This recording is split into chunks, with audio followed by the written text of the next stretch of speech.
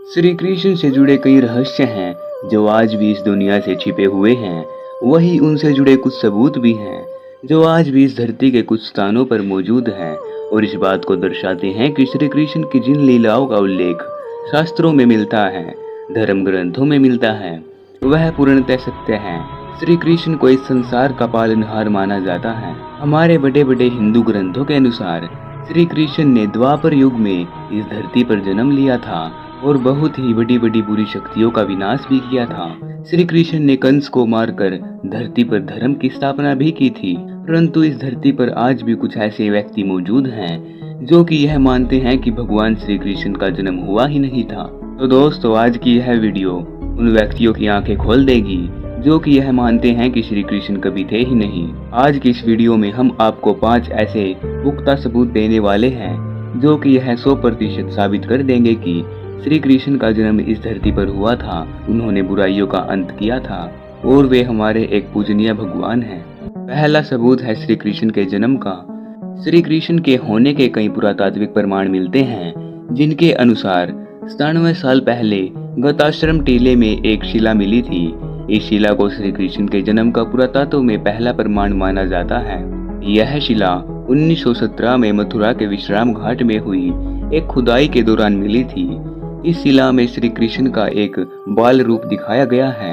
इस शिलापट में दर्शाया गया है कि कैसे श्री कृष्ण के पिता वासुदेव जी उन्हें यमुना की तीव्र धारा के बीच में से मथुरा से गोकुल ले जा रहे हैं। इस शिलापट से जुड़ी खास बात यह है कि खुदाई में मिली यह शिलापट 2000 वर्ष से भी ज्यादा पुरानी मानी जाती है और वैज्ञानिकों के अनुसार यह उसी समय की मूर्ति है जो कि श्री कृष्ण के जन्म के आसपास ही बनी हुई है। दूसरा सबूत है श्री कृष्ण द्वारा गोवर्धन लीला का सबूत। मथुरा के विश्राम घाट में एक और शिलापट मिला था जो श्री कृष्ण द्वारा रची गई गोवर्धन लीला के सबूत के तौर पर देखा जाता है।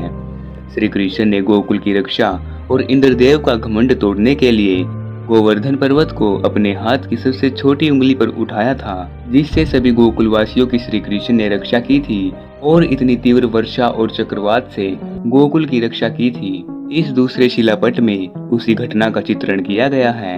यह शिलापट भी 2000 वर्ष से भी अधिक पुराना बताया जा रहा है। ऐसा माना जाता है कि यह शिलापट भी उसी समय की है जब श्री कृष्ण गोकुल में यह ऐसी लीलाएं करते थे। तीसरा सबूत है श्री कृष्ण और महाभारत का युद्ध। श्री कृष्ण ने अर्जुन को गीता का उपदेश दिया था। उसके बाद कुरुक्षेत्र में महाभारत का युद्ध लड़ा गया था। महाभारत की 150 से ज्यादा खगोलीय घटनाओं के आधार पर वैज्ञानिक भी मानते हैं कि कुरुक्षेत्र का युद्ध हुआ था और यह ब्रह्मांड का सबसे भीषण और प्रलयकारी युद्ध था। ब्रिटेन के एक वैज्ञानिक ने कई शोध करने के बाद इस बात को माना है कि कुरुक्षेत्र की जो भूमि आज भी लाल नजर आती है वह महाभारत काल के समय से ही है और महाभारत का युद्ध 22 नवंबर 3067 ईसा पूर्व में लड़ा गया था। ऐसा ब्रिटेन के वैज्ञानिक ने पुख्ता रूप से जांच करने के बाद इस दुनिया के सामने प्रस्तुत किया है।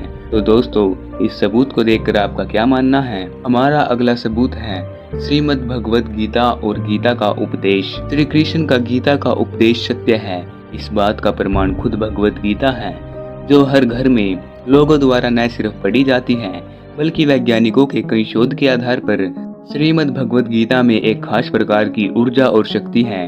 मात्र भारत में ही नहीं बल्कि अब कई देशों में गीता का पाठ पढ़ाया जाता है।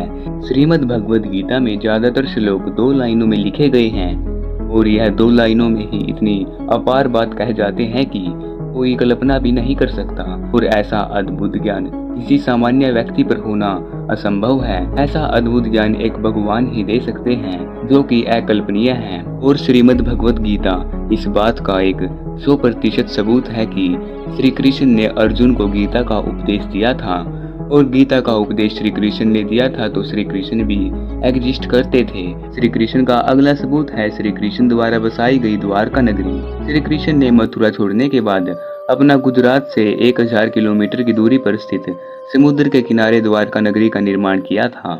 इसी कारण से ही श्री कृष्ण द्वारकाधीश कहलाए। अक्सर द्वारिका के होने पर सवाल खड़े हो जाते हैं, लेकिन भारतीय नौसेना और पुरातत्व विभाग ने अपनी समुद्र के अंदर गहरी खोज के दौरान इस बात का सबूत दुनिया के सामने रखा है कि श्री कृष्ण की द्वारका नगरी आज भी समुद्र के भीतर मौजूद है।